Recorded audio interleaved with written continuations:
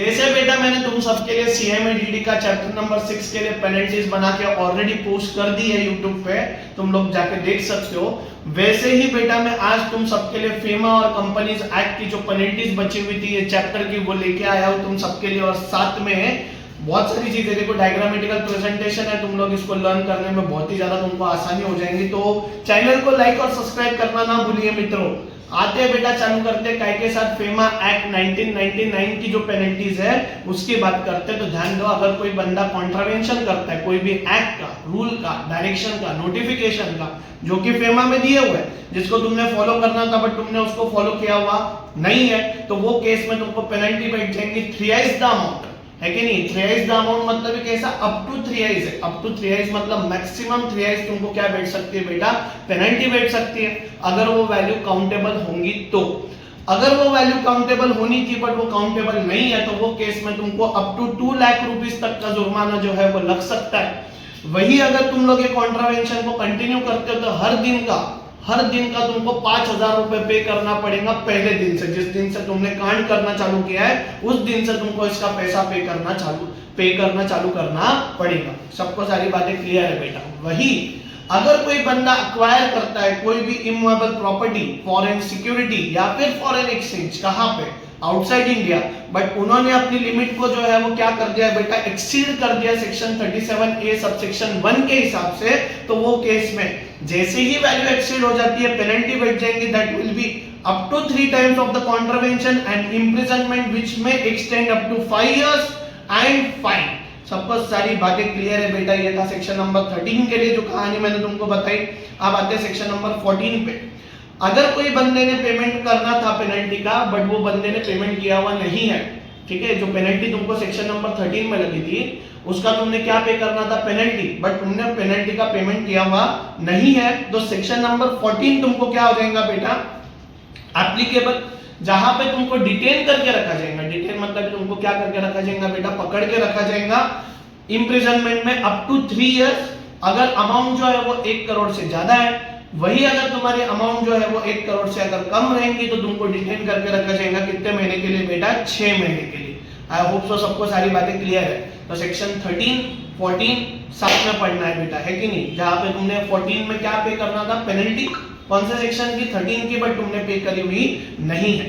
साथ में ये तो हो गए फेमा के 2 पनिशमेंट, 13 और 14 के। अब आते हैं फेमा के रूल का 2020 जो बनाया हुआ, वो कोई भी कंपनी या फिर उसका officer penalty for default under the provision of this act again commits the default within 3 years। अगर कोई भी बंदे ने जिसके ऊपर पेनल्टी लग चुकी थी, चाहे वो कंपनी हो या फिर ऑफिसर हो, इन्होंने फिर से कितने सालों के अंदर 3 सालों के अंदर फिर से क्या कर दिया है बेटा, कांड कर दिया है, तो वो केस में उनको twice the amount of the penalty जो है वो पे करना पड़ेगा। समझ में आ रहा है बेटा। मतलब तुम लोगों ने कांड किया पहले काय का, फेमा का, फिर से तुम लोगों ने आने वाले कितने सालों के अंदर कांड कर दिया, 3 सालों के अंदर, तो तुम लोगों को क्या पे करना पड़ेगा, जुर्माना पे करना पड़ेगा।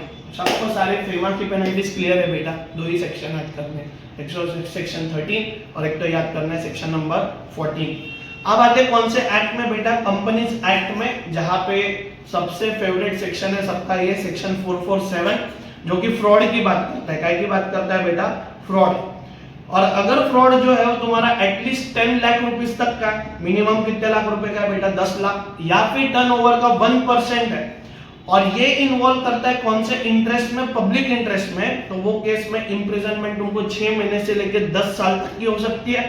और फाइन जो है वो तुमको बैठ सकता है बेटा 3 times of the amount involve in the fraud में जितना भी अमाउंट का कांड तुमने किया होगा उसका 3 टाइम। अगर 1 करोड़ होगा तो 3 करोड़ तक का तुमको क्या बैठ सकता है बेटा, जुर्माना बैठ सकता है। ये हो गया तुम्हारा कौन सा वाला केस बेटा, फ्रॉड, जहां पे पब्लिक इंटरेस्ट जो है वो इन्वॉल्व है।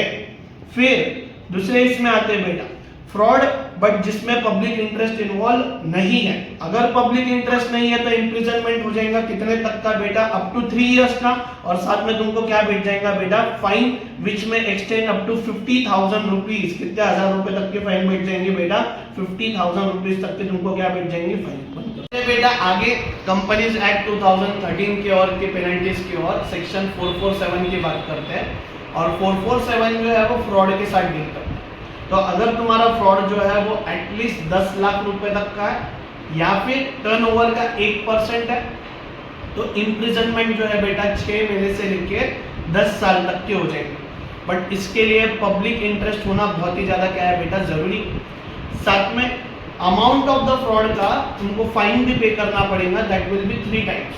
ठीक है, 3 टाइम्स ऑफ द जो भी फ्रॉड तुमने किया उसका तुमको क्या करना पड़ेगा बेटा, फाइन पे करना पड़ेगा। साथ में ये जो वैल्यूज मैंने बताई थी कि 10 लाख तक का होना चाहिए और 1% ऑफ द टर्नओवर होना चाहिए, अगर इसके नीचे का तुमने फ्रॉड किया, मतलब ये वैल्यू से कम का फ्रॉड तुमने किया हुआ है और इसमें पब्लिक इंटरेस्ट फिर से इन्वॉल्व है, तो वो केस में imprisonment not less than 3 years होगी। नॉट लेस देन कितना इयर्स बेटा, 3 इयर्स।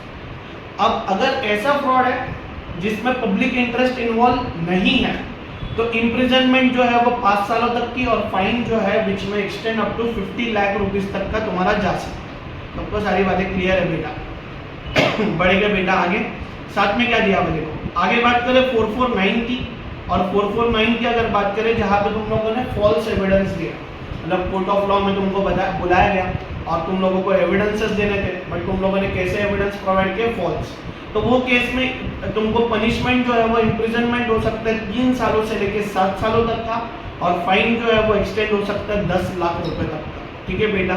और वही बात करूँ 450 की, तो 450 में कोई भी कंपनी या फिर उसका ऑफिसर या फिर एनी अदर पर्सन जिन्होंने कॉन्ट्रावेंशन किया है प्रोविजन ऑफ दिस एक्ट का, और स्पेसिफिक कोई भी पेनल्टी दी हुई नहीं है, मतलब तुम लोगों ने कॉन्ट्रावेंशन कर दिया ये एक्ट का मतलब भी कौन से एक्ट का, कंपनीज एक्ट 2013 का, तो वो केस में कंपनी और उसका ऑफिसर जो है बेटा पेनल्टी के लिए लायबल हो जाएगा 10,000 का।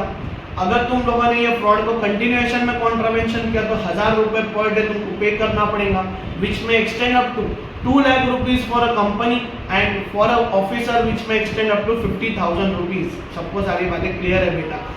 फिर अगर ये कांड जो तुमने किए हुए इसको तुम लोग रिपीटेडली डिफॉल्ट करते हो, रिपीटेडली डिफॉल्ट मतलब एक बार तुमने कांड नहीं किया है, तुम लोग बार बार ये कांड करते हो, आने वाले 3 सालों के अंदर कभी भी तुमने अगर सेम कांड कर दिया है बेटा तो twice the value of the fine तुमको क्या पे करना पड़ेगा, जुर्माना पे करना पड़ेगा।